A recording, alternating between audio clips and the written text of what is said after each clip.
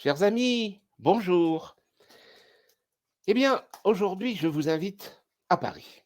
À Paris, mais à ce Paris d'avant les restructurations du baron Haussmann, d'avant Napoléon III, qui a tellement changé, tellement été bouleversé, étendu, restructuré, modernisé. Et effectivement, j'ai choisi 1848 parce que, à ce moment-là, donc c'est juste avant l'arrivée de Louis-Napoléon Bonaparte, l'élection, devrais-je dire, on y reviendra. Eh bien, à ce moment-là, les ruelles ou les rues peu larges se prêtent aux barricades, mais en même temps aussi, c'est une ville à la fois populaire dans sa partie est, bourgeoise dans sa partie ouest qui s'opposent. Donc, il y a à la fois une sociologie de la ville, et puis il y a aussi donc les égouts, l'éclairage, toutes ces questions-là. Au fond, où en était-on avant le grand bouleversement d'Haussmann et de Napoléon III? Eh bien, Paris, c'est une ville qui a plus d'1 million d'habitants en 1848. Donc la population s'est accrue de façon considérable. Pensez qu'on était à l'époque de Charles V autour de 200 000 habitants, et encore en comptant, on va dire, peut-être aussi les bourgs autour. Donc finalement, on le voit avec les enceintes, il y a eu une expansion extraordinaire. Et ce Paris, c'est donc le Paris de l'Ancien Régime. Il n'a pas tellement changé dans la première moitié du 19e siècle. Et les limites de la ville sont ce mur qui avait été fait et sur lequel on va revenir, ce mur érigé à la fin du XVIIIe siècle, sous Louis XVI, ce qu'on appelait donc le mur des fermiers généraux, un mur qui avait des vocations non pas défensives, mais fiscales. La frontière ouest-est, on va la voir en effet, la plupart des mouvements populaires viennent de l'Est. Et on peut même parler, dans ce qu'on va voir, les journées de juin 1848, d'une véritable ligne qui sépare les deux parties de Paris. Vous voyez, boulevard de Rochechouart, Port-Royal, en passant par boulevard Poissonnière et rue Saint-Denis. Et déjà, on voyait ça lors des Trois Glorieuses. Vous voyez, le 28 juillet 1830, c'est ce que j'ai mis à droite comme illustration, les cuirassés sont stoppés rue Saint-Antoine. Pourquoi? Mais dans cette rue, vous voyez que les maisons qui sont élevées à ce moment-là, puisqu'on essaye de gagner de la place à Paris, eh bien ces maisons, depuis les fenêtres, on va jeter sur les cuirassiers toutes sortes d'éléments de mobilier, on voit des tables, des fauteuils qui volent, et donc ça va arrêter les cuirassiers royaux. Vous voyez encore une barricade le 28 juillet 1830, ces fameuses Trois Glorieuses, finalement, ça avait été un peu une répétition de 1848, à ceci près que très rapidement, la bourgeoisie avait proposé son candidat, avec en particulier Jacques Laffitte, Casimir Perier, avait mis en avant le cousin, euh, le futur roi Louis-Philippe, à ce moment-là.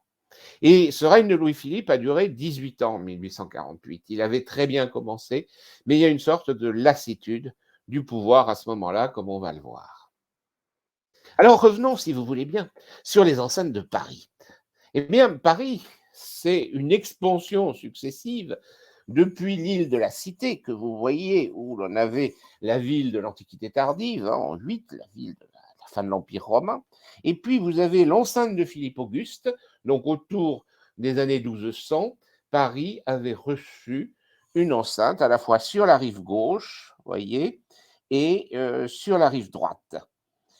Ensuite, c'est la rive droite qui a été agrandie par l'enceinte de Charles V au XIVe siècle. Et puis, il y avait cette petite expansion vers l'ouest fort intéressante qui, du coup, englobe de nouveaux quartiers de Paris et protège l'ouest de Paris sous Louis XIII, qu'on appelait l'enceinte des Fossés jaunes.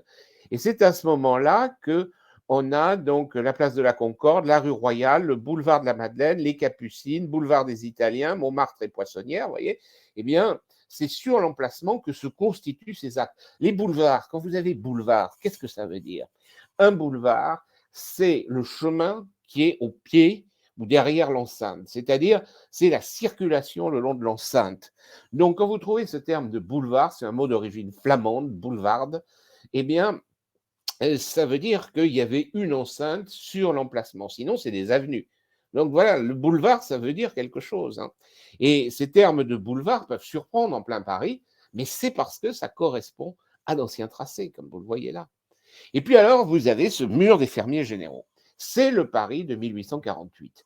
Donc, on peut juger d'ailleurs de l'expansion de Paris en englobant toutes les communes limitrophes sous le baron Haussmann. Vous voyez en effet ensuite l'enceinte fortifiée qui va être réalisée plus tard. Donc, eh bien, c'est l'expansion, peut-être avec les couleurs, on le voit encore mieux. Et c'est, on va dire, le nouveau périmètre, hein, qui est d'ailleurs le périmètre actuel, et qui recevra d'ailleurs ensuite des éléments de fortification. En 1871, on y reviendra. Donc Paris de 1848 est en rose, voyez. Donc vous avez en violet le Paris de Philippe Auguste, en rouge celui de Charles V, en orange l'adjonction, on peut dire, de Louis XIII, et puis en rose pâle, la ville de Louis-Philippe, la ville de 1848. En jaune, ce sont les expansions qui ont été englobées dans le Paris haussmannien. Et on voit bien que c'était des villages, hein, la Villette, Belleville, Charonne, Bercy, Montrouge. Eh bien, ce sont des Vaugirard, ce sont les noms, on va dire, des différents villages, et on y reviendra justement quand on parlera de Napoléon III. Alors, ce mur des fermiers généraux avait été érigé en 1784 et il permettait de contrôler l'entrée des marchandises. C'est purement fiscal, hein, donc ce n'est pas une fortification. À ce moment-là, on ne pensait pas qu'il y avait vraiment besoin de faire des fortifications à l'ancienne. Et n'oublions pas d'ailleurs que la France avait été en paix pratiquement depuis la mort de Louis XIV, hein, si ce n'est la guerre de 7 ans, mais bon, le théâtre d'opération n'était pas en France sous Louis XV, mais le règne de Louis XV, à part ça, avait été caractérisé par une longue période de paix. Sous Louis XVI, on avait fait la guerre aux Amériques avec les Anglais. Donc on était très loin de chercher une véritable défense. De surcroît, les fortifications étaient beaucoup moins importantes, beaucoup moins utiles avec les progrès de l'artillerie, indéniablement. Après, on fera de nouveaux types de fortifications. Mais donc, la ville, qui est dans cette enceinte de 1784, évidemment, comporte des portes. Et ces portes, eh bien, il y a 50 barrières douanières, c'est ce qu'on appelait les barrières de l'octroi, avec d'ailleurs quelques magnifiques portes, pavillons qui subsistent et qui avaient été construits par l'architecte Claude-Nicolas Ledoux, un très bel exemple du néoclassicisme à Paris. Vous voyez la rotonde de la Villette. Moins connu, le pavillon nord de la barrière du Trône, près de la place de la Nation.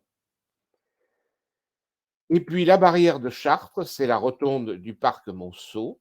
Et aussi, place d'Enfer Rochereau, d'Enfer, ça vient de là, bien sûr, la barrière d'Enfer, c'est pas que ça s'écrivait différemment, la barrière d'Enfer, qui est un autre de ces pavillons. Alors maintenant, arrêtons-nous sur le centre du pouvoir, le palais des Tuileries. En effet, le roi réside aux Tuileries. Les Tuileries, c'était un palais qui avait été construit par Catherine de Médicis en 1564 et qui malheureusement a été incendié lors de la Commune en 1571, comme l'Hôtel de Ville d'ailleurs et l'autre monument parisien important. Là, c'est une rare photo des Tuileries. Il y a peu de documents, mais il y a des photos intérieures. Bon, la plupart, il faut bien dire, datent du règne de Napoléon III, puisque les Tuileries étaient aussi le centre du pouvoir sous Napoléon III. Mais finalement, elles ont peu changé d'un règne à l'autre, peu changé lorsque Louis XVIII, Charles X, ensuite Louis-Philippe, et puis Napoléon III y réside, sauf que Napoléon III fait faire des décors fastueux, naturellement, mais on a réuni d'ailleurs aussi, on a construit, on va dire, réuni des pavillons, il y a un certain nombre de travaux qui ont été faits à ce moment-là. Mais enfin, on peut dire que la structure même du bâtiment et les salles anciennes ont peu changé. Première fois finalement que les souverains s'y sont vraiment installés, c'était Louis XVI. Oh, Louis XIV y était passé, Louis XIII et Louis XIV, mais Henri IV. Henri IV y était resté un peu.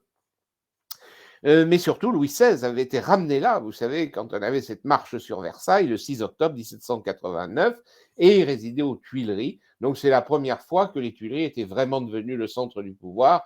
Mais comme vous le savez, ça n'a pas duré, puisque la monarchie a été abolie quelques 3 ans plus tard.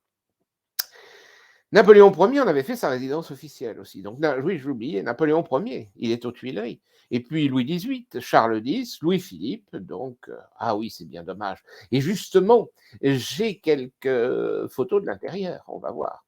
Alors, vous voyez cette magnifique perspective, là. C'est un dessin de Charles Fichot. Et cette perspective, on voit bien ici le palais des Tuileries qui ferme la cour. Derrière, vous avez l'arc du Carrousel. Au fond, c'est le Louvre, et on voit bien la cour carrée qui est derrière les bâtiments.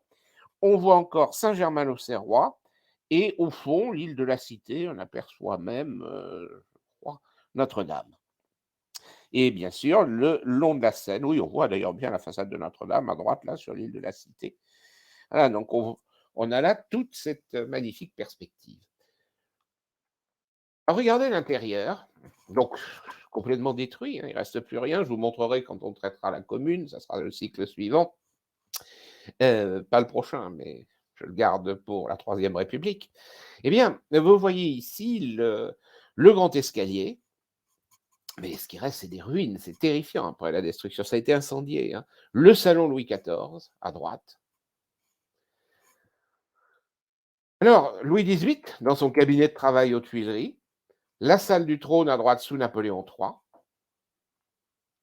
La plupart des photos, l'année exacte, on l'a pas, ont été prises sous Napoléon III. Comme je vous disais, il y a peu de photos avant, j'en ai quand même, hein, y compris de l'époque de Louis-Philippe, mais ces photos, à gauche, c'est un tableau, vous aurez bien vu, et les photos précédentes, là, datent vraiment de Napoléon III. À ce moment-là, on commence vraiment à photographier. Il y a beaucoup d'ailleurs de photos du souverain lui-même, on en verra.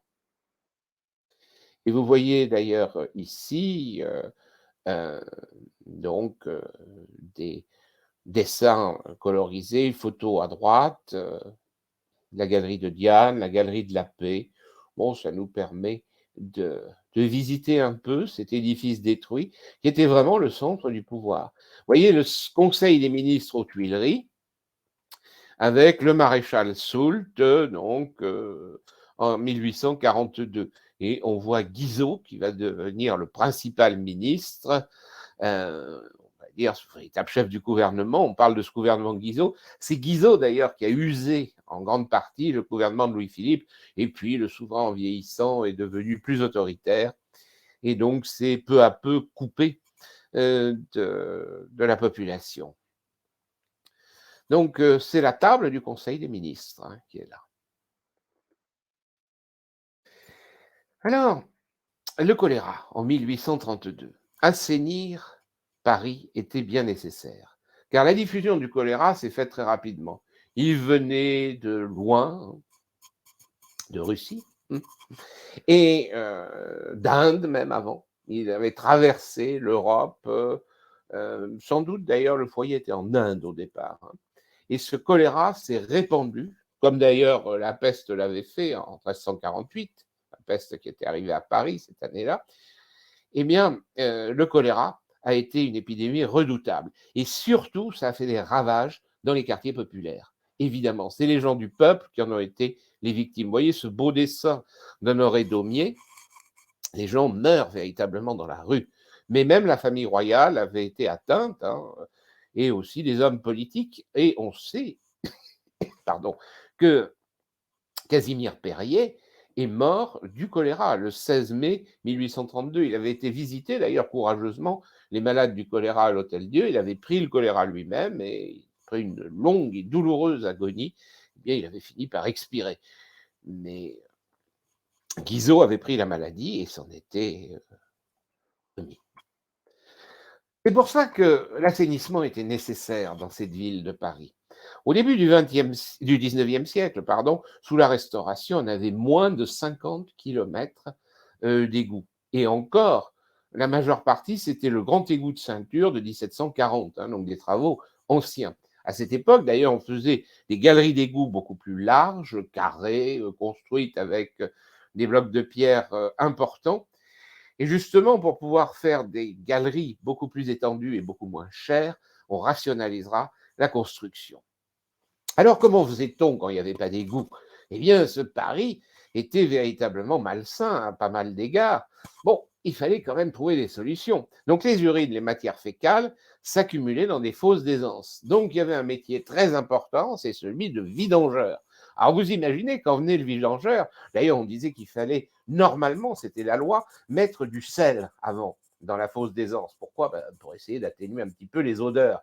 Et donc, on arrivait avec la voiture tirée par un cheval, et donc le container où on mettait les dites matières dans une puanteur tout à fait épouvantable, et puis on traversait joyeusement Paris avec ce précieux chargement, précieux parce qu'aujourd'hui encore on utilise évidemment ces engrais naturels, et les agriculteurs à l'époque l'achetaient comme engrais. Mais enfin, et la vidange de la fosse septique, c'était véritablement quelque chose de très pénible, et véritablement, il fallait trouver une solution. Donc, c'est la monarchie de Juillet qui s'est attelée. Il y a eu beaucoup de travaux déjà faits avant ce grand bouleversement d'Haussmann, 90 kilomètres d'égouts sous la monarchie de Juillet, et surtout, donc, on a fait une section ovoïde beaucoup plus étroite et rationnelle, hein, avec le canal au milieu et juste deux petits trottoirs de circulation, une forme ovoïde, et à ce moment-là, donc, on utilise de la pierre meulière et du ciment. Et c'est le préfet de la Seine, Rambuteau, il a laissé son nom d'ailleurs à une rue Rambuteau, Claude-Philippe de Rambuteau, qui pendant 15 ans va essayer d'améliorer le centre-ville. Ces travaux dépendaient du préfet de la Seine. Il y a deux préfets à Paris, on va y revenir. Alors, la propreté des rues, et oui, bien entendu, il fallait nettoyer les rues. Et finalement, justement, sous Louis-Philippe aussi, on a commencé à organiser mieux un service avec des compagnies privées. En 1846, des compagnies privées nettoient les rues de Paris, mais il faut bien financer le nettoyage, et donc les Parisiens sont taxés. Et ça dépend des quartiers, là encore. Donc, il y a 7 classes de rues de 10 à 70 centimes par mètre et par an d'habitation. Le balayage entre 3 heures et 5 heures le matin en été, 4 et 7 heures en hiver. Et vous savez que pendant longtemps, de toute façon, à Paris, on nettoyait, j'ai connu ça, hein, on nettoyait, on vidait les poubelles avant l'aube, de façon à voir le matin une ville propre, nette, et pas non plus bloquer la circulation pour les poubelles, etc.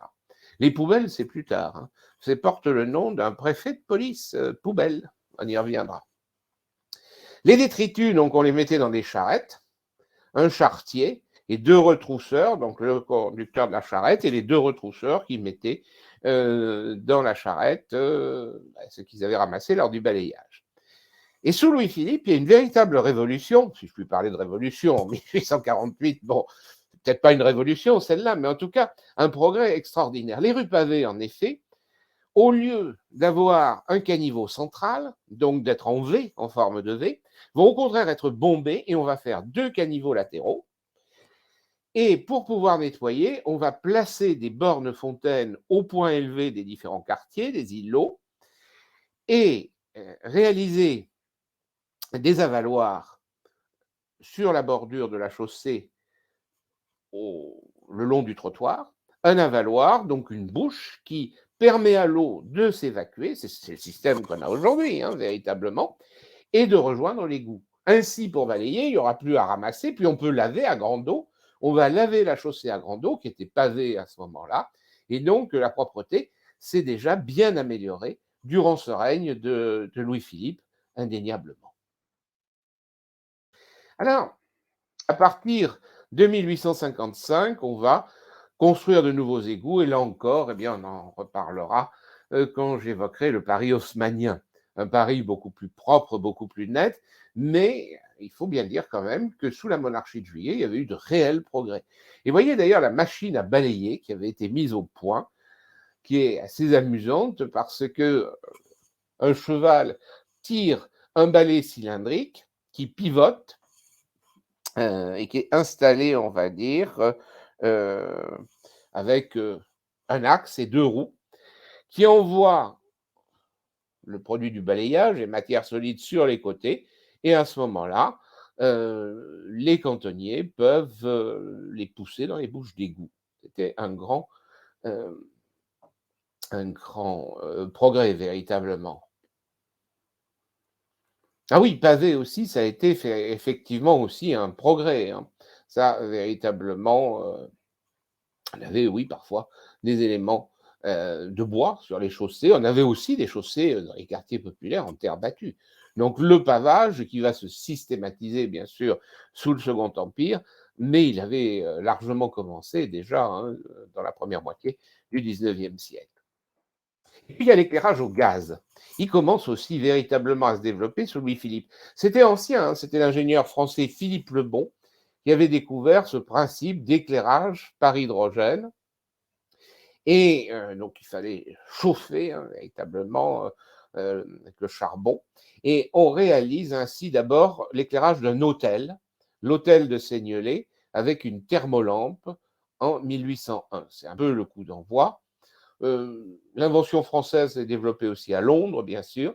Et Louis XVIII crée en 1818 la Compagnie royale d'éclairage par le gaz. Donc, c'est le début finalement de l'éclairage parisien. Le passage des panoramas est éclairé en 1817 et en 1829, il y a des lanternes place du Carrousel. Et on les étend rue de Rivoli, rue de la Paix, rue de Castiglione, place Vendôme, place de l'Odéon, galerie du Palais Royal. Et on a les très belles lanternes que l'on va trouver sur la place de la Concorde, créée par Hittorf. Mais aussi, les grands boulevards étaient éclairés dès 1837. C'est important, ces questions d'éclairage, puisque pour la sécurité, c'est fondamental. Mais le préfet Haussmann arrivera à éclairer tout Paris.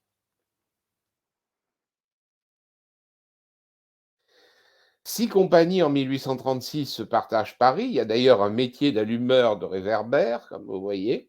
Et en 1855, on va avoir le regroupement dans une seule compagnie, comme d'ailleurs dans bien d'autres domaines, les omnibus par exemple. Hein. Et c'est la compagnie parisienne d'éclairage et de chauffage par le gaz. Et c'est le baron Haussmann, là encore, il y a un effort sous le Second Empire d'unification et je dirais même aussi d'étatisation qui correspond assez bien, on va dire, à l'aspect directif du régime. Mais on y reviendra. Du coup, il faut des usines à gaz. En 1821, il y en a 4 à Paris. Et puis, vous voyez ici, plus tardive, bien sûr, la photo de l'ancienne usine à gaz du Landy, Plaine Saint-Denis, plus grosse usine alimentant en gaz Paris. Et donc, pour cet éclairage qui s'était développé à ce moment-là. Ah oui, c'est un sacré progrès, ces éclairages. Et d'ailleurs, en 1900, Paris est entièrement éclairé, hein, mais on va passer du gaz à l'électricité. La fée électricité donnera encore plus d'éclairage, jusqu'à parler d'une ville lumière, tellement éclairée à l'époque. Ça a d'ailleurs un petit peu changé depuis. Et puis il y a la question du transport, hein, une question parisienne bien importante aussi. On peut dire qu'aujourd'hui encore, elle se pose, cette question. Paris, d'ailleurs, était une ville où il y avait beaucoup d'odeurs parce que les fiacres, les chevaux qui tirent les omnibus, évidemment, on essayait, bien entendu, il y avait des systèmes pour ramasser le crottin, ou enfin, des sacs suspendus, mais il n'empêche qu'il y a une certaine odeur. Hein. Alors, pour se déplacer, eh bien, on va avoir l'omnibus. Donc, les fiacres, c'était évidemment pour les gens qui avaient des revenus suffisants.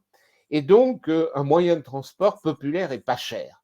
Et en 1828, déjà, donc on est sous Charles X encore, hein, le préfet de police avait autorisé une entreprise générale des omnibus qu'on appelait Lego.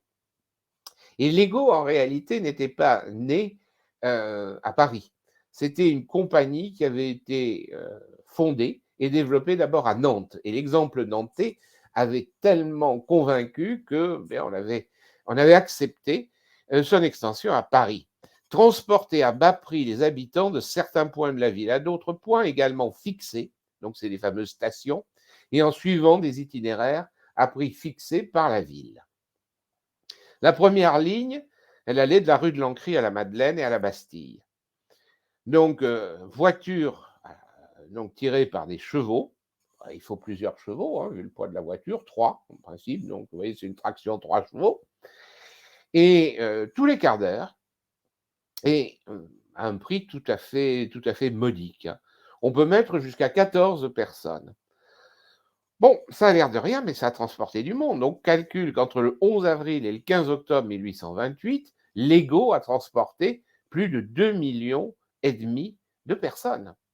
Vous voyez ici la photographie d'un omnibus en 1850, donc presque à l'époque qui nous intéresse. Eh oui, omnibus, exactement, de omnis, tous, donc pour tous, effectivement. Omnibus, c'est un joli mot. Donc en 1829, les compagnies se multiplient. Une des caractéristiques sous le règne de Louis-Philippe, justement, c'est, on dirait aujourd'hui, le développement d'un secteur privé, de façon d'ailleurs parfois concurrentielle. C'est la même chose pour les compagnies de chemin de fer, comme on l'a vu pour le gaz, les égouts. Donc on a des compagnies qui s'installent et qui s'attaquent au monopole de l'ego, de la société des omnibus. On a une société des Batignolaises, des Gazelles, des Favorites, des Hirondelles. Elle s'est envolée rapidement, celle-là, ça n'a pas tellement duré, hein. L'entreprise des Citadines, des Constantines, des Excellences, des Béarnaises, des Dames Réunies. Donc, vous voyez, ça foisonne absolument. Donc, dès 1829, il y avait déjà 10 entreprises, 264 voitures, et donc, peu à peu, on va multiplier, on arrive à 30 entreprises ensuite, et elles doivent recevoir cependant l'agrément de la préfecture. L'entreprise est libre de choisir ses stations, son itinéraire, son quartier. Bon, l'administration quand même valide les stationnements, les arrêts, les tarifs, les correspondances. Mais c'est vrai que c'était un peu anarchique et c'est ce qui explique aussi la création par le baron Haussmann d'une compagnie unique, la Compagnie générale des omnibus. On trouve là bien cette organisation étatique française qui va de pair d'ailleurs avec la centralisation. Et puis, le chemin de fer à ce moment-là. Bon, le chemin de fer, vous me direz, ça ne concerne pas Paris. Si, d'abord, il y a des chemins de fer qui relient Paris avec sa proche banlieue. Une des premières lignes importantes, c'est Paris-Versailles. Mais surtout, il y a les gares parisiennes. On va y revenir. Déjà, le chemin de fer, donc, officiellement est né en 1823 avec la première ligne française à Saint-Étienne. Il s'agissait de transporter à ce moment-là le charbon. Mais la loi Guizot de 1842, sous Louis-Philippe, a véritablement fondé le chemin de fer français, c'est-à-dire un schéma en étoile centré sur Paris. On en est d'ailleurs encore tributaire aujourd'hui, hein. D'ailleurs, on s'en plaint amèrement. Quand vous voulez aller de Nantes à Bordeaux, aujourd'hui ça a évolué, mais encore jusqu'à une époque récente, il valait mieux passer par Paris. Et de la même façon, pour aller de Strasbourg à Lyon, hein. Donc le schéma en étoile qui avait un inconvénient, c'est que finalement, il n'y avait pas de ce qu'on appelle aujourd'hui les lignes transversales, hein. Mais l'avantage, en quelque sorte, c'est que ça permet d'organiser, de rationaliser. Alors, en 1843, donc sous Louis-Philippe, on a le chemin de fer Paris à Orléans, c'est vraiment la première ligne importante de Paris. Et le lendemain, donc c'était le 2 mai, le lendemain, le 3 mai, on inaugure le Paris-Rouen.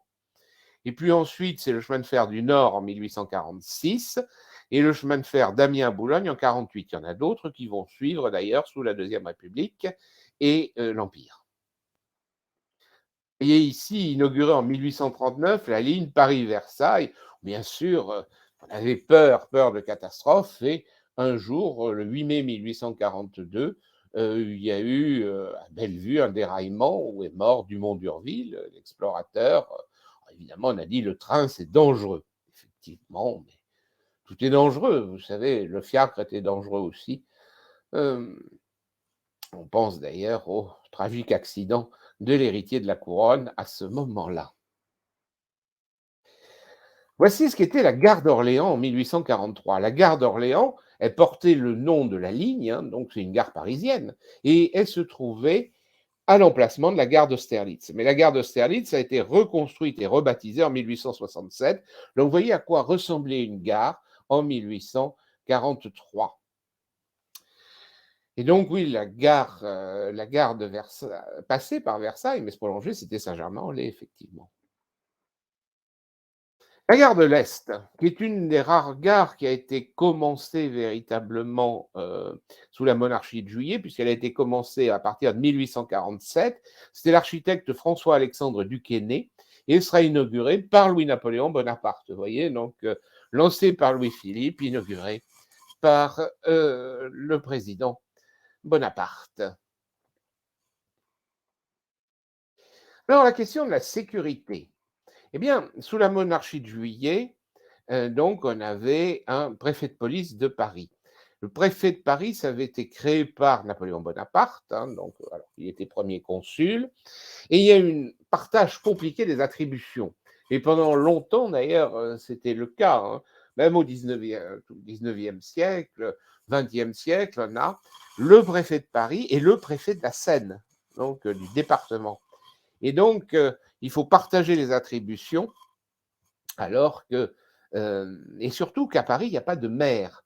Donc, le préfet de Paris, finalement, joue aussi le rôle de maire et s'occupe des aspects édilitaires. Et que d'ailleurs, la mairie de Paris a été créée finalement récemment. On avait des maires d'arrondissement, mais c'est résurrection, on va dire, de la mairie centrale, ben c'est Jacques Chirac, hein, déjà à la fin du XXe siècle. Pour différentes raisons d'ailleurs, mais depuis l'histoire, à la fin du règne de Jean le Bon, avec le dauphin Charles, futur Charles V, d'Étienne Marcel, il y avait cette méfiance du pouvoir royal vis-à-vis de la communauté municipale de Paris, des échevins.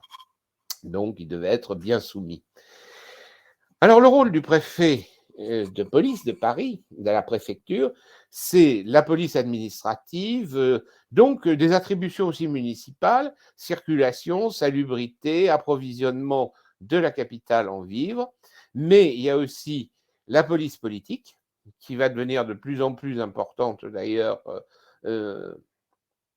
ensuite, en particulier sous le Second Empire, mais enfin elle joue déjà ce rôle sous Louis-Philippe et les prédécesseurs, mais aussi la sûreté et le maintien de l'ordre. Et vous voyez un commissaire de police en 1841, à gauche, qui porte un chapeau de forme, et il est ceint de l'écharpe, et l'écharpe tricolore d'ailleurs, puisque depuis Louis-Philippe, le drapeau tricolore était revenu, après un drapeau blanc de la Restauration avec fleur de lys, et un sergent de ville en 1842. Donc il y a des commissaires dans les quartiers, une police qui est police municipale, la police de la ville, des corps militaires, une garde municipale et les sapeurs-pompiers qui sont aussi un corps de militaires, mais il y a aussi des agents secrets, bon, je pense qu'il n'y en a plus aujourd'hui, et des bureaux spécialisés, la bourse, les halles, les poids et mesures qui sont contrôlés. Dans les années 1840, donc, on a 5000 agents sur le terrain, une administration de 200 personnes. C'est assez pléthorique, hein, quand même. Alors, les pompiers. Vous voyez ici les pompiers au milieu du 19e siècle, à Paris, et puis des armes et instruments de pompiers. Donc, le corps des pompiers avait été créé, c'était un bataillon militaire de sapeurs-pompiers, il y avait eu toute une réflexion, et c'est un décret impérial de Napoléon Ier en 1811 qui avait créé ce corps. 4 compagnies qui avaient été formées et qui restent, on va dire, en état jusqu'à Napoléon III. Vous voyez ici l'intervention, on notera qu'on tire aussi une citerne d'eau et puis des tuyaux. C'était bien problématique, mais l'installation des bornes fontaines a bien facilité les choses. Il faut dire avoir des fontaines partout par quartier. Et alors, vous avez des métiers. Le commerçant. Eh bien, la boutique du commerçant n'a pas tellement changé depuis l'Ancien Régime. Un des grands bouleversements, pardon, j'ai ce micro qui bouge, un des grands bouleversements, ça a été tout simplement la création des grands magasins. Mais justement, ça fait partie des grandes transformations de Paris sous Napoléon III. Vous savez que le premier grand magasin, il date de ce moment-là, il va avoir un succès phénoménal, et le modèle d'ailleurs va se multiplier et s'exporter, c'est Boucicaut et c'est la création du bon marché. Et puis vous avez aussi des artisans, des ateliers, vous voyez ici les ouvriers de l'imprimerie, très important. C'est véritablement un foyer révolutionnaire parce qu'ils savent lire et écrire, les typographes, et donc ils jouent un rôle fondamental. Les grands incendies de Paris, il n'y en a pas tellement, mais des incendies, enfin, vous entendez par grand, comme le grand incendie de Londres, par exemple, au XVIIe siècle, non, on n'a pas eu ça. Mais il y en a très, très, très souvent quand même. C'est extrêmement fréquent, encore aujourd'hui d'ailleurs, il y en a, c'est extrêmement fréquent, et justement, c'est un des problèmes, et vous avez raison de poser la question du grand incendie, c'est un des problèmes dans la restructuration du Paris haussmannien que l'on veut tenter, sinon de résoudre, en tout cas d'améliorer par des constructions où le bois est beaucoup moins employé, et aussi en aérant. Parce que le problème, c'est que l'incendie se diffusait, et parfois c'était très difficile de l'arrêter, absolument.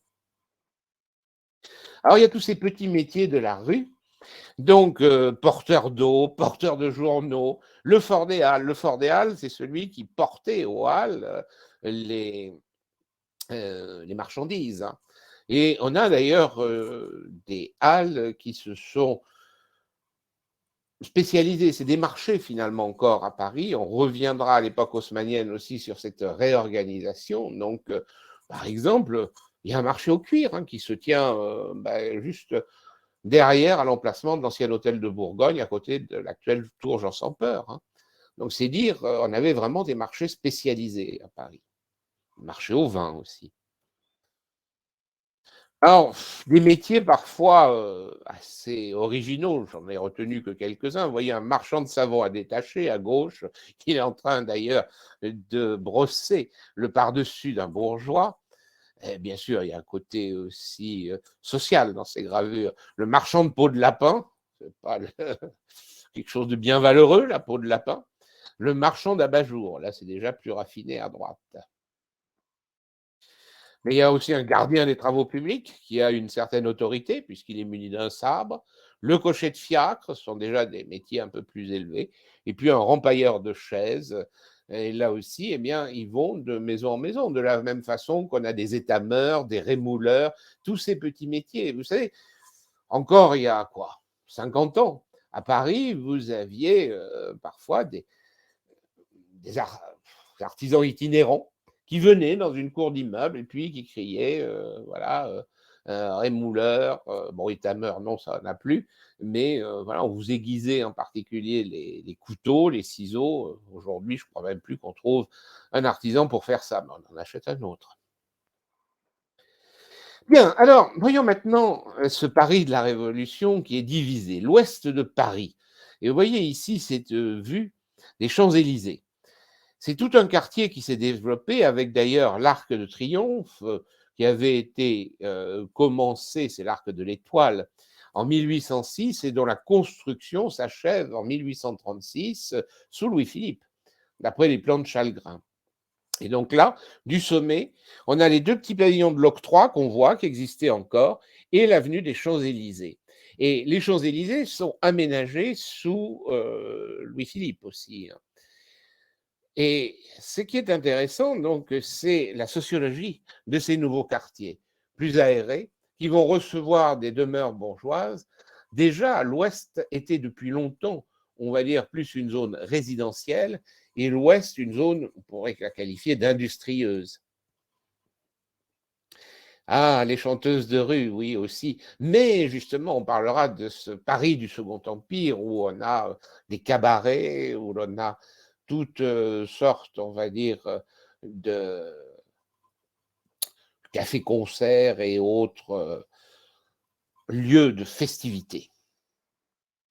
Et l'Est de Paris, ici, vous voyez le boulevard du Temple, c'est une des photographies très anciennes par Louis Daguerre. Donc, c'est un daguerréotype, hein. Il a d'ailleurs donné son nom au procédé. Il y a divers procédés pour cette photographie des origines. en 1838 ou 1839. Et là, on voit bien que la qualité des constructions, pour le moins, assez sommaire, hein. On voit même sur la droite, si vous regardez les toitures qui sont ruinées, où on voit la charpente.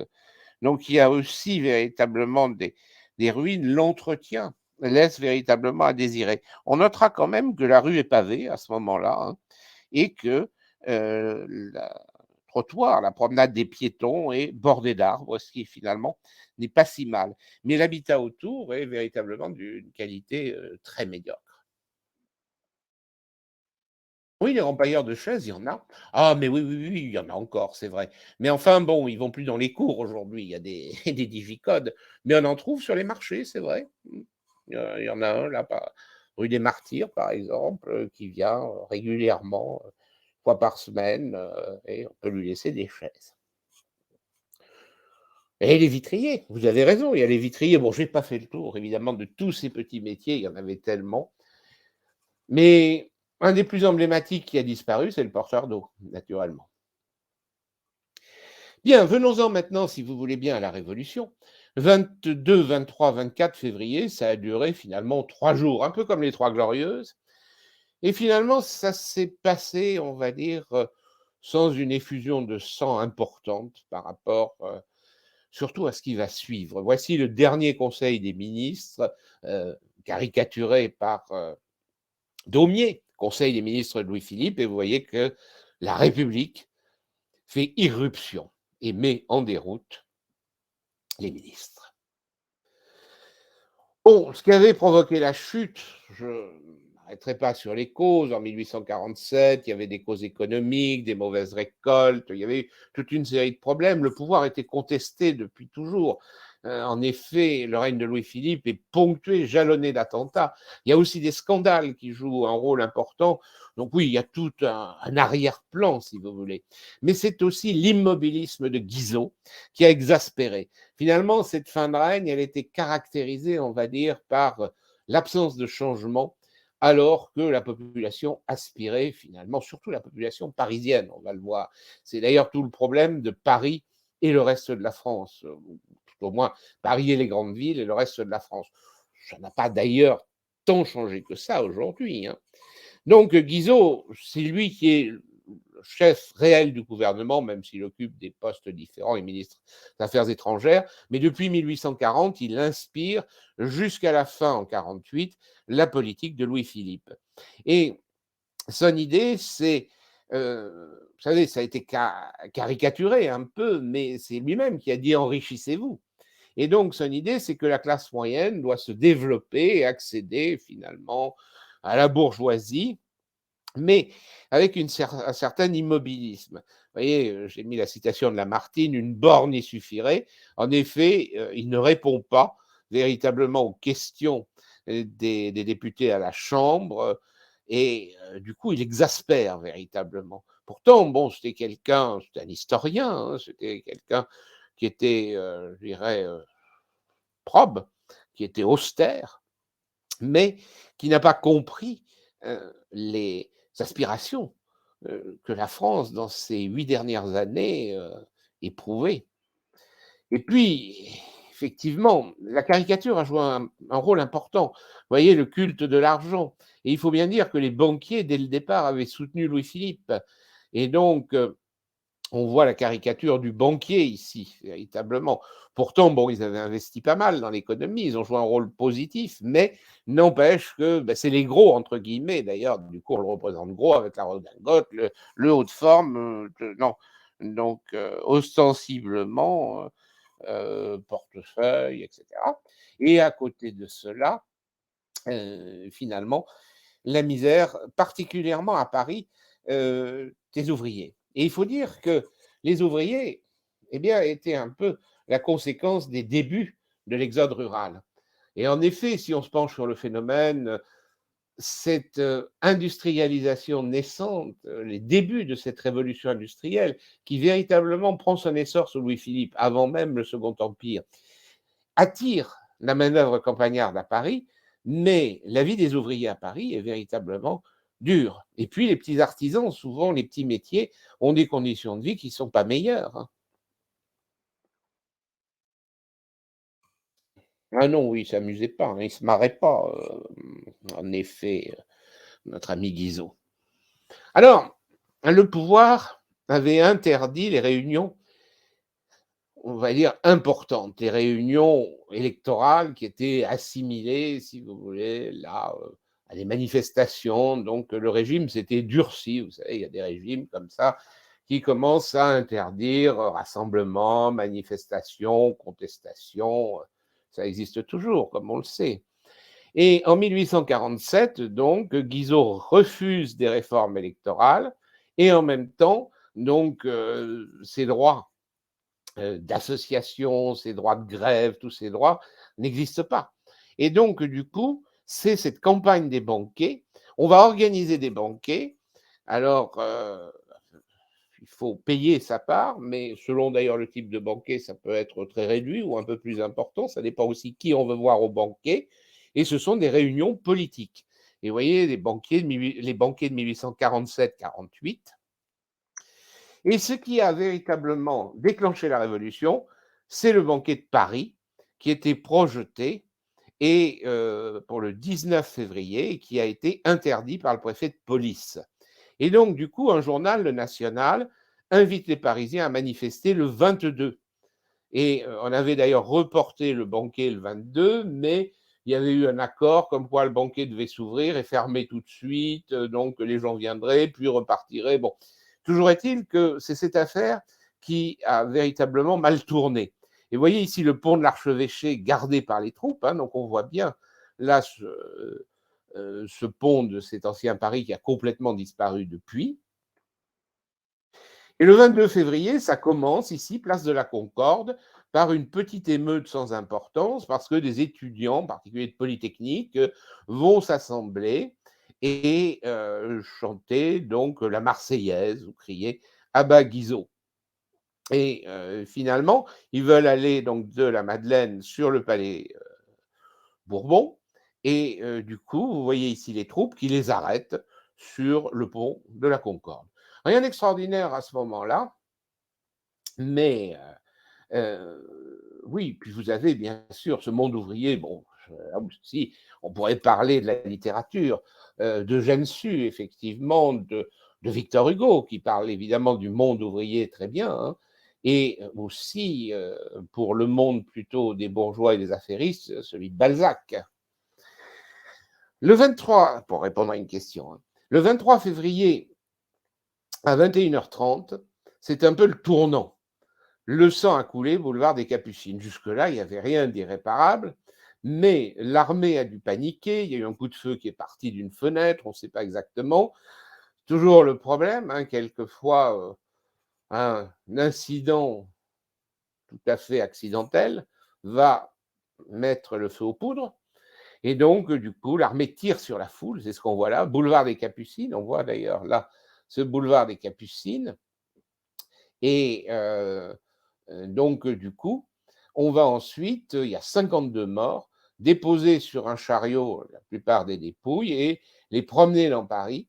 Et ça va donc, là, dans cette nuit du 23 février, mettre véritablement le feu aux poudres. Et voyez ici l'article, l'illustration avec la foule qui est en train d'être arrêtée, mitraillée par l'armée. Eh bien, c'est le lendemain, le journal Le Siècle, dans son article du 24 février 1848, parle de cette tragédie et de cette promenade des cadavres qui est illustrée à ce moment-là. Le maréchal Bugeaud, qui était d'ailleurs fort impopulaire et qui s'était illustré en Algérie par une énergie qui confinait à la brutalité, ou même une brutalité des plus déplorables, pourrait-on dire, avait été nommé commandant supérieur de l'armée de la garde nationale. Cependant, Louis-Philippe ne voulait pas un bain de sang. Et d'ailleurs, pardon, ça tient pas bien aujourd'hui. Et d'ailleurs, il va finalement préférer se retirer, ensuite ne pas insister parce que ça vire justement au bain de sang. Et finalement, le maréchal ne pourra rien changer. Et le 24 février, il y a des barricades partout. C'est ce Paris des barricades, hein, véritablement. Et donc, Des journaux aussi jouent un rôle très important, naturellement. Donc, on peut citer des noms, mais là, je n'ai pas le temps. Pour certains, on les a vus dans le cycle précédent. Donc, vous voyez ici la barricade de la rue Saint-Martin dans la nuit du 23 au 24 février. Et la rue Saint-Martin, c'est vraiment un des axes principaux, finalement, qui sépare d'ailleurs ce Paris de l'Est, ce Paris ouvrier, industrieux, du Paris résidentiel occidental. Donc, on va ici, on voit renverser des voitures, donc à l'époque des fiacres, même des omnibus, je comprends, et on sort aussi des meubles, vous voyez, on empile tout ce qu'on peut. Et donc, en élargissant les avenues, plus tard, on rendra plus difficile les barricades, pour ne pas dire impossible. Vous voyez ici l'ouvrier, l'étudiant, tout le monde se retrouve, on va dire, sur la barricade avec le drapeau rouge. Bien sûr, les illustrations d'Honoré Daumier sont très connues, hein, qui a fait d'ailleurs toute une série sur ces événements. Et aux Tuileries, eh bien, le roi est menacé, c'est ce qui va véritablement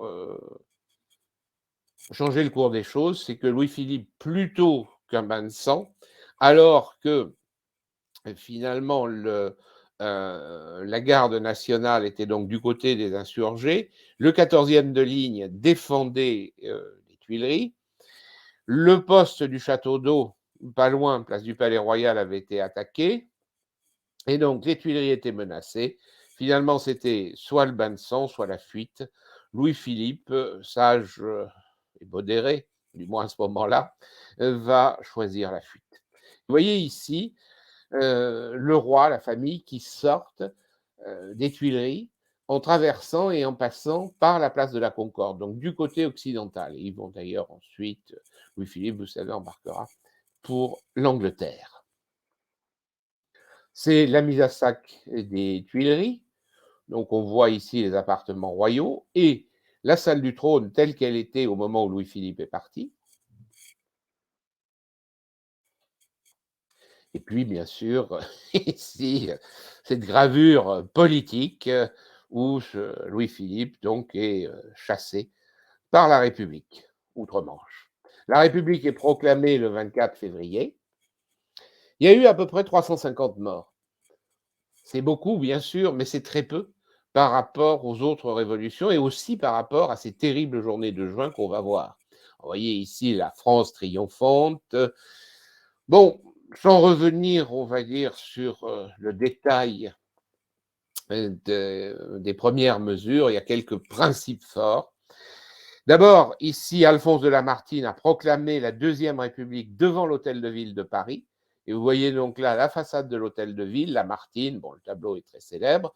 Plus intéressant peut-être pour nous que ce tableau qui finalement focalise sur la proclamation, donc sur les personnages, vous avez ici une des rares photographies de l'ancien hôtel de ville par Édouard Baldus en 1854. C'était le palais Renaissance qui avait été dessiné par Bocador et construit à partir du règne de François Ier de 1533, qui avait été modifié jusqu'au règne de Louis XIII en 1628. Ah ben Lamartine, par contre, on va y revenir, pas président de la République, il n'y en a pas encore. Cette République n'existe pas, on l'a proclamée, il va falloir avoir une assemblée constituante, mais il y a un comité exécutif, effectivement, et Lamartine, au départ, joue un grand rôle, mais va rapidement s'effacer, comme on va le voir. Alors, dans la photo que l'on a là, vous avez le pont d'Arcole qui a été détruit, vous voyez. C'est une passerelle d'ailleurs, passerelle suspendue, et derrière, l'hôtel de ville avant sa reconstruction. Là aussi, on verra son incendie en 1871 au moment de la Commune. Mais c'est vrai que c'est une photo assez exceptionnelle. Voici le 25 février, Victor Hugo, maire du 8e arrondissement de Paris. Et alors, le gouvernement provisoire. Justement, vous avez donc à ce moment-là un gouvernement provisoire de 7 membres. Et avec justement Lamartine qui joue un rôle essentiel, mais on ne peut pas parler de président de la République. C'est d'ailleurs pas lui qui préside la commission, véritablement. Lamartine a su, on va dire, enflammer les cœurs par le verbe, mais ce n'est pas un politique, indéniablement. Et on le verra très rapidement.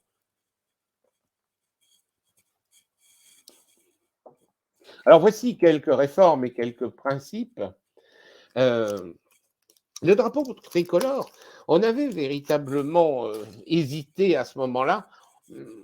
Un temps, on va changer l'ordre des couleurs. Bien sûr, c'était le drapeau tricolore qui, d'ailleurs, Lamartine aura effectivement, puisque vous parliez de Lamartine, disant qu'il a fait le tour de l'Europe, ce drapeau, voilà, alors que donc, bon, le drapeau, finalement, ça n'a pas été une véritable discussion, mais simplement, n'oublions pas que Louis-Philippe avait adopté le drapeau tricolore, mais avec des emblèmes de la monarchie. Surtout, ce qui est essentiel, c'est le suffrage universel. On avait auparavant un suffrage censitaire, un corps électoral très réduit. Ce suffrage universel, c'était la grande revendication. Il est accordé à ce moment-là et il va réserver des surprises, comme on va le voir, des surprises terribles. Il y a l'abolition de la peine de mort aussi. Pour la première fois, elle est abolie. Elle sera rétablie ensuite, bien sûr, mais elle est abolie à ce moment-là. Donc le drapeau tricolore, l'abolition de l'esclavage, vous voyez ici l'illustration, Victor Schœlcher, on connaît l'importance aussi de cette décision, la liberté de la presse, qui était aussi un des points essentiels véritablement, c'est le suffrage universel. Le suffrage universel s'oppose au suffrage censitaire. Censitaire, ça veut dire c'est ceux qui payent un cens, c'est-à-dire les contribuables d'un certain niveau. C'est un corps électoral qui est extrêmement réduit. Le suffrage universel, ça veut dire que tous ceux qui sont des citoyens, qui résident, effectivement, ça exclut par exemple les itinérants, ceux qui n'ont pas un véritable domicile, mais ça peut exclure aussi les ouvriers agricoles. Ça, c'est une autre question, parce qu'ils ne résident pas véritablement. On va dire que c'est tous les gens qui ont une adresse, hein, véritablement. Eh bien, ce suffrage, c'est quand même un corps électoral qui explose, hein. Je crois que le corps électoral, si je me souviens bien, sous Louis-Philippe, était de 190 000 personnes dans toute la France. Là, on va passer à plusieurs millions. Ça n'a rien à voir. Mais on n'avait pas prévu les effets collatéraux du suffrage universel. Je vais y revenir. Et puis, il y a la création des ateliers nationaux. Ça, c'était une revendication des socialistes. À la commission, il y avait 2 socialistes au départ. Ensuite, on n'en aura plus. Et la revendication, c'était le droit au travail, donner du travail à tout le monde. Et donc, on crée les ateliers nationaux, mais qui vont très vite s'avérer extrêmement compliqués. Cette idée de droit au travail, c'est véritablement, je dirais, une question très complexe. On se pose encore d'ailleurs toujours ces mêmes questions. Il y en a qui parlent de droit au travail. Vous savez qu'ensuite, on reviendra, on va dire, sur le développement sous Napoléon III de l'internationale ouvrière et des théories de Marx et d'Engels, mais voilà, finalement, c'est possible dans un régime totalement étatique. Hein. Bon, on avait l'Union soviétique, mais on a vu les questions que ça posait aussi à côté. Alors, vous voyez ici, aux ouvriers travailleurs, la patrie reconnaissante, pour illustrer.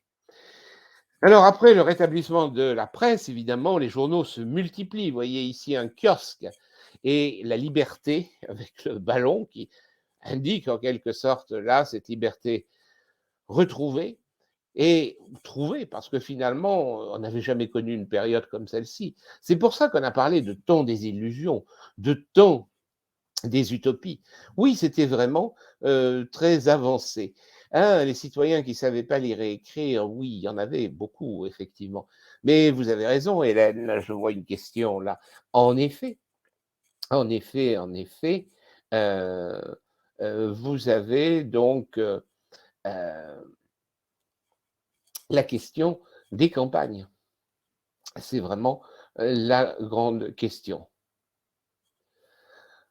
Oui, pour la peine de mort, effectivement, on avait déjà pensé au moment, on va dire, la Révolution et des grandes réformes de l'Assemblée constituante, mais après, comme vous savez, effectivement, avec la Convention, non seulement on n'avait pas aboli la peine de mort, mais au contraire, on avait multiplié, pour répondre à une question de Patrick.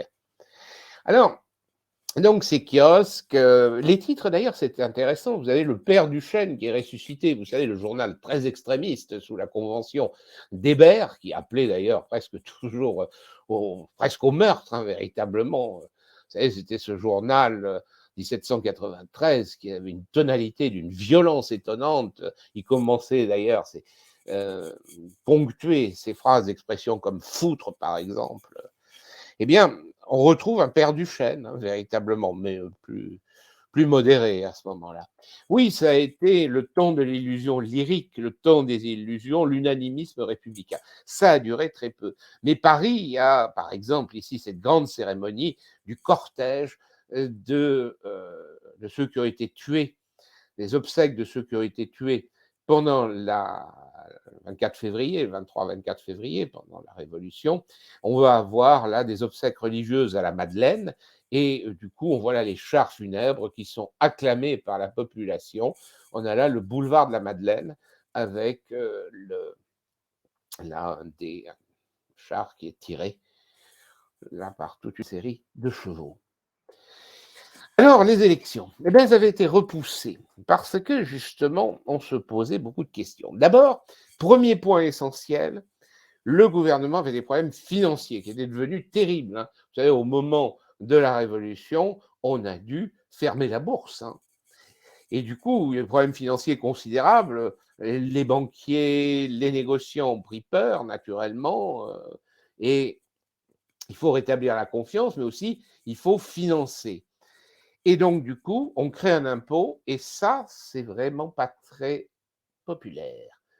Les 45 centimes, ça veut dire que pour 1 franc d'impôt, on paye 45 centimes additionnels.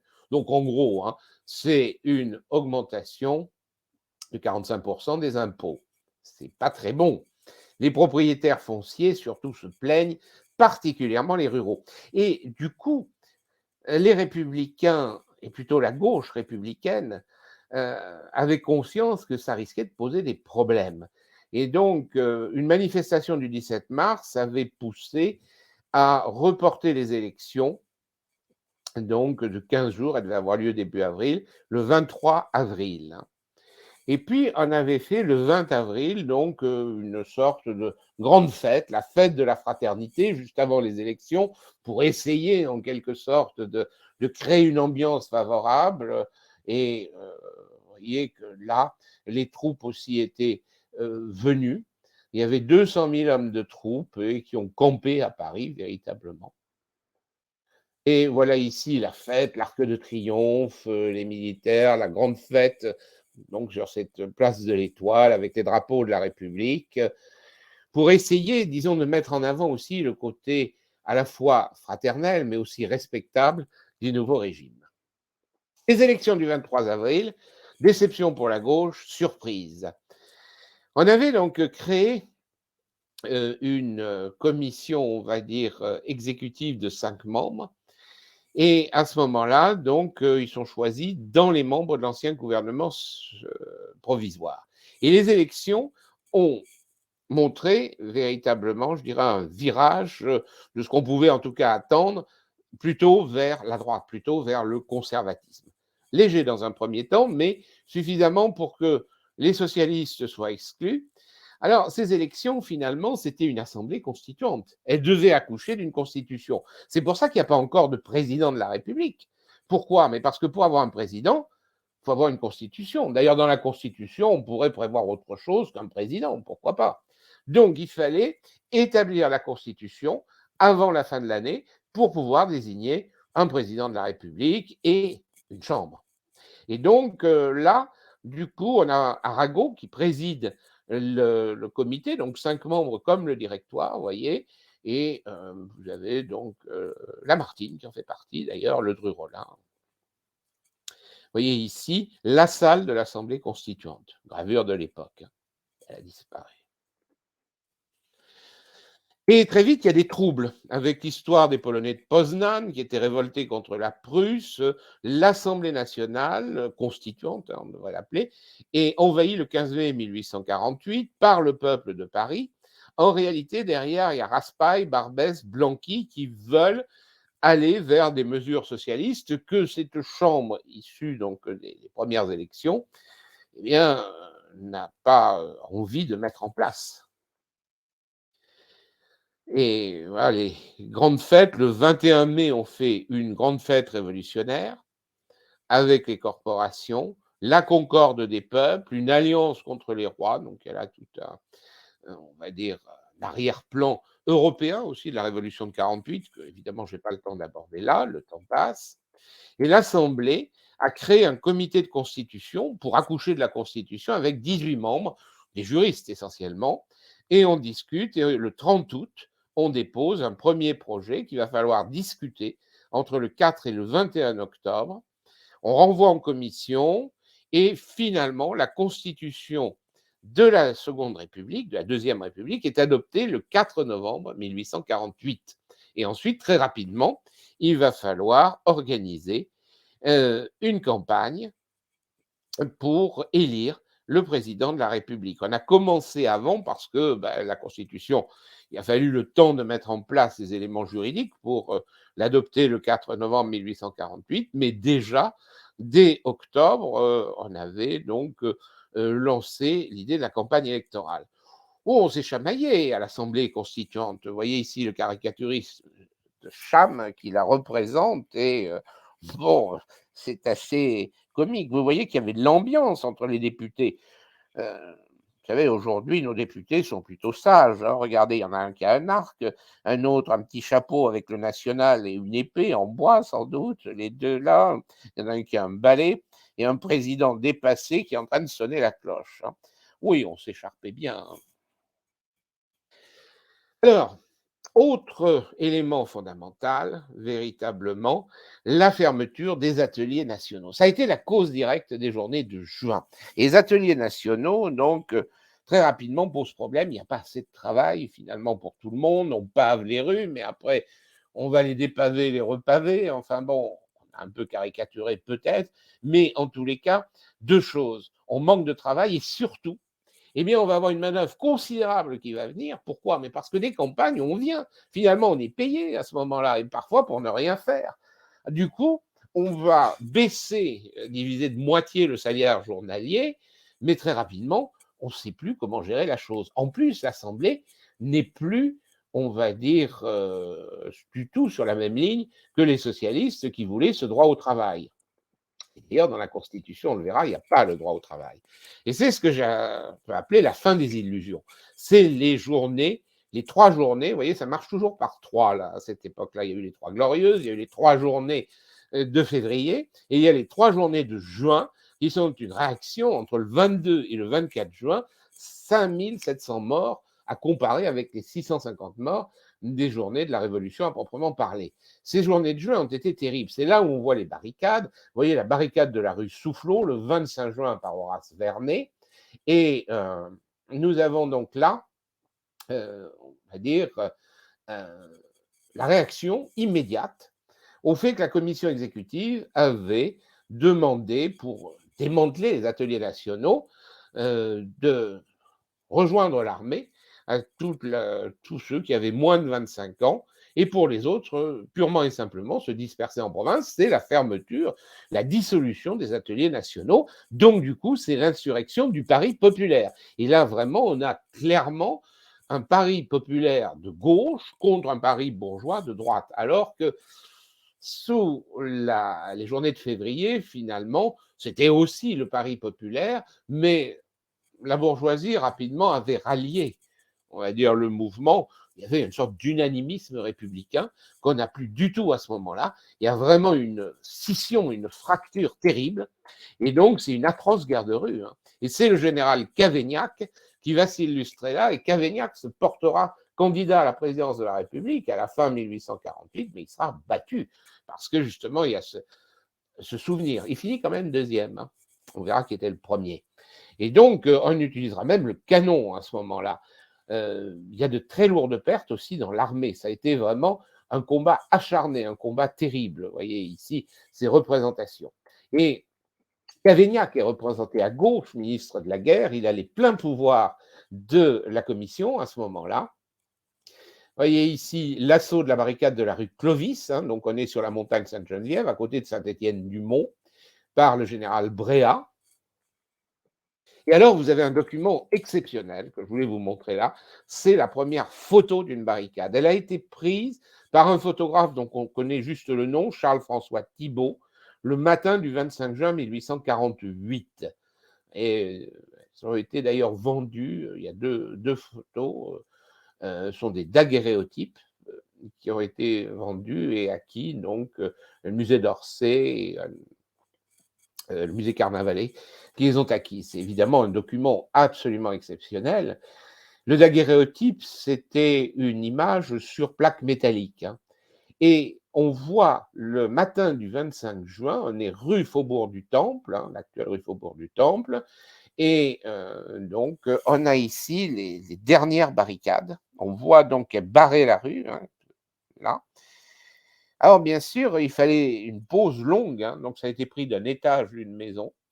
Il y en a aussi un autre cliché, et ici, de moins bonne qualité, mais qui est au musée d'Orsay, mais où on voit les gens qui sont là, à l'avant, mais l'essentiel, on va dire, des opérations a eu lieu. On ne pouvait pas d'ailleurs prendre des clichés avec des gens qui bougeaient parce que les temps de pause ne le permettaient pas. Donc c'est un document unique, première photo véritablement de la révolution en elle-même. Enfin, les deux, et unique d'ailleurs. La Révolution, enfin, ce sont les journées de juin, mais c'est inclus, on va dire, dans ce grand mouvement. Alors après, on a là, par exemple, la peinture de Meissonnier, hein, qui est au Louvre, la rue de la Mortellerie, à côté de la Seine, et ici où vous avez, après la barricade, ce qui reste avec les cadavres. Donc l'armée de Cavaignac a réprimé très durement. Il y a 50 000 soldats, 100 000 gardes nationaux venus de province, car la garde nationale de Paris, finalement, c'était un corps très problématique, la garde nationale, parce qu'à Paris, il y avait des artisans dans la garde nationale. Donc, on pouvait, d'ailleurs, Louis-Philippe compter sur la garde nationale et elle s'est retournée contre la monarchie. Et les troupes de Cavaignac qui poursuivent les derniers résistants dans les carrières de Montmartre, où on va les massacrer. Et puis ici, les prisonniers qui défilent ici. Donc, ça a été quelque chose de terrible. Ils traversent Paris, là, escortés par la troupe. Il y aura des déportations, des jugements, le bagne. Et c'est le départ de la République conservatrice. La République conservatrice, la majorité de l'Assemblée soutient un gouvernement d'un homme qui n'a pas été élu, puisqu'on est toujours à l'époque de l'élaboration de la Constitution. Hein. La Constitution n'a pas abouti, donc on est là dans cet été 1848, et c'est le gouvernement du général Cavaignac. Homme à poigne, donc, comme vous voyez ici, d'ailleurs, il le porte. Hein. C'était un républicain, hein, Cavaignac, mais en aucun cas un socialiste. Et il va donc annuler toutes les mesures sociales, la limitation du temps de travail en particulier, limiter les libertés de la presse, censurer les théâtres, et Louis Blanc et d'autres socialistes sont poursuivis. Louis Blanc s'exile, par exemple, à ce moment-là. Alors, la conséquence du suffrage universel. Donc, ça a été la grande surprise. Il y avait eu déjà cette première consultation, les élections du 23 avril, et finalement, il y a des municipales pendant l'été et des cantonales. Et l'électorat évolue. En plus, ça s'est su à Paris, les journées de juin à Paris. Et donc, du coup, ben, la province a un peu peur. Et surtout, les ruraux sont mécontents. Il y a une baisse des prix parce qu'il y a une bonne récolte.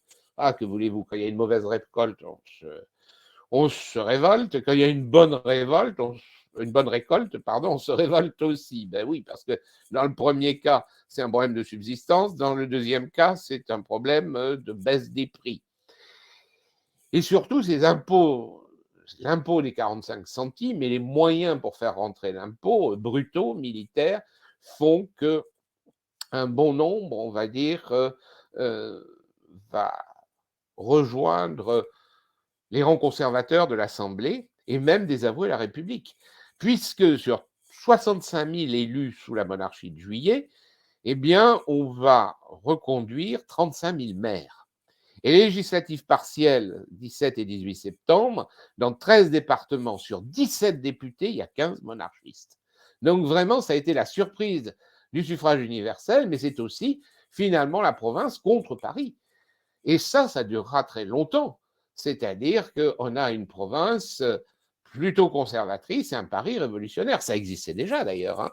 La première révolution, c'était ça aussi, véritablement. Les campagnes n'étaient pas révolutionnaires. Finalement, ça n'est que récemment que la sociologie parisienne et de la province a changé.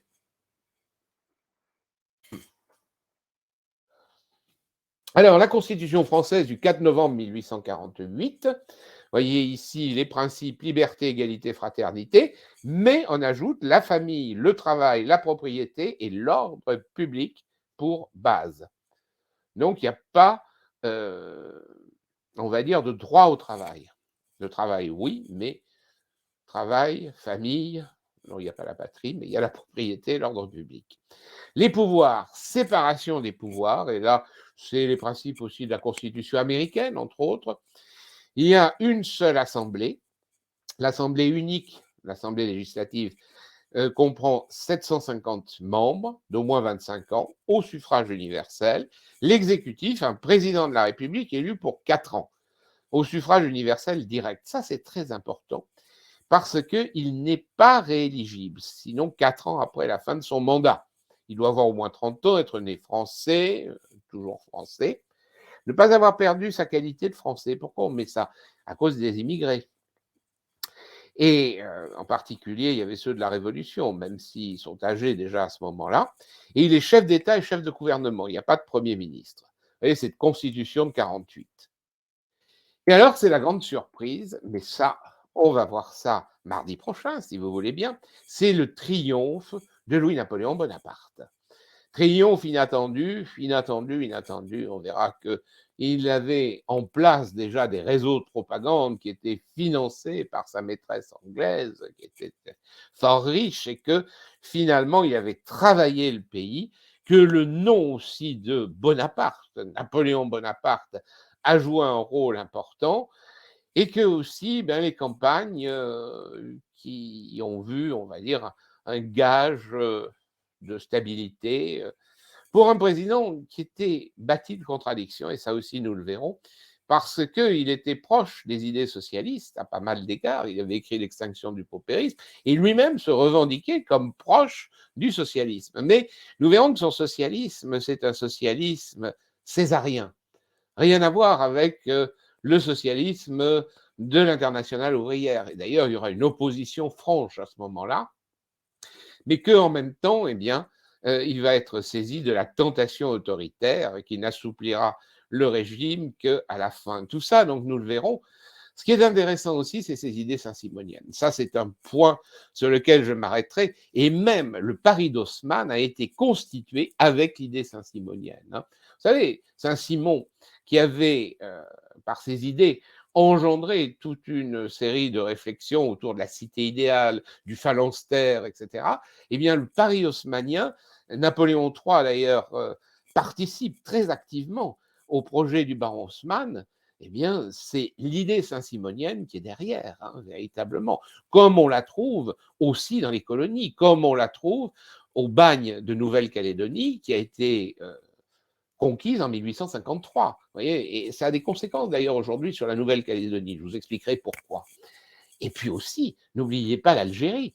C'est complètement révolutionnaire ce que Napoléon III a voulu faire en Algérie. Mais bon, je n'anticipe pas, c'est une affaire à suivre, je compte sur vous, j'espère bien vous retrouver sur mon cycle.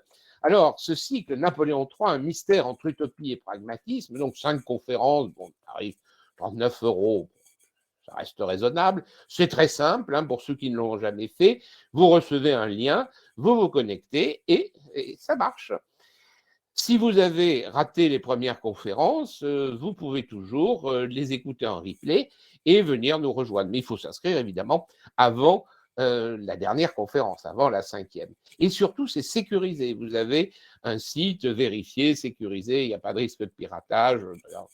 Passe par YouTube, ce qui passe par la banque, enfin tout ça est tout à fait sûr. Et vous trouvez sur le site internet.com, dans les onglets activités culturelles, conférence en ligne. Si vous voulez une présentation plus détaillée, moi j'ai un site où j'essaye de tenir, on va dire, à jour, où j'ai mis d'ailleurs pas mal de choses culturelles, il y a 80 pages, sur Paris, soulard.paris, pardon, www.soulard.paris, mais si vous faites soulard.paris, vous trouvez tout de suite aussi. Voilà. La prochaine conférence, eh bien, c'est Louis-Napoléon Bonaparte, du président de la Deuxième République, ce que j'évoquais là, à l'empereur, mardi 22 mars à 17h. Donc, n'hésitez pas d'ailleurs à le dire aussi à vos amis, aux gens qui pourraient être intéressés. Vous savez, on a besoin de votre présence, on s'en réjouit parce que, eh bien, c'est une grande assemblée, ça fait vraiment du bien. Et puis, bon, on en a besoin aussi, donc vous nous aidez. Et cette conférence, donc vous pouvez en parler autour de vous. N'hésitez pas, ceux qui pourraient être intéressés. Voilà, j'en profite d'ailleurs pour vous dire aussi qu'on peut parcourir ensemble la France en avril-mai. Il y a des journées, il y a des petits circuits. Bon, vous savez qu'actuellement, j'ai été pendant très longtemps, pendant plus de 20 ans, plusieurs fois dans l'année en Russie. Bon, on n'en parle plus. Mais vous avez donc là des circuits, puis j'aime bien ces petits circuits thématiques. Découvrir le Poitou-Saintonge, vous voyez, la France romane, il y a des monuments exceptionnels. On va à Saint-Savin, par exemple, au Nez de Saintonge. Enfin, c'est un circuit magnifique du 26 au 30 avril. Donc, vous voyez, il y a encore le temps, 2022, mais enfin, c'est dans un mois et demi. Hein. Poitou-Saintonge, ça dure 5 jours. Et puis, vous avez un autre circuit, cathédrale de Flandre et Picardie, seulement 3 jours, du 3 au 5 mai, mais c'est l'occasion d'aller à la cathédrale d'Amiens, avoir tourné, avoir des édifices flamboyants, des édifices méconnus parfois, comme la collégiale de Saint-Quentin, qui est assez extraordinaire, mais on va jusqu'en Belgique, on voit la cathédrale de Tournai. Et puis 2 journées, une journée à Beauvais, Saint-Germer-de-Fly. Là aussi, Saint-Germer-de-Fly, c'est véritablement un édifice intéressant à découvrir, le 23 mai 2022, et une journée avec Sens, non, je crois que c'est Senlis, hein, pardon, j'ai dû faire une erreur. Senlis et Saint-Denis, donc Senlis le matin, et Saint-Denis qui est l'extraordinaire ensemble avec l'architecture, les sculptures, les vitraux, les tombeaux royaux, le 25 mai 2022. Voilà, j'espère tous vous retrouver mardi prochain, et bien en attendant, je vous souhaite un très bon week-end. Au revoir.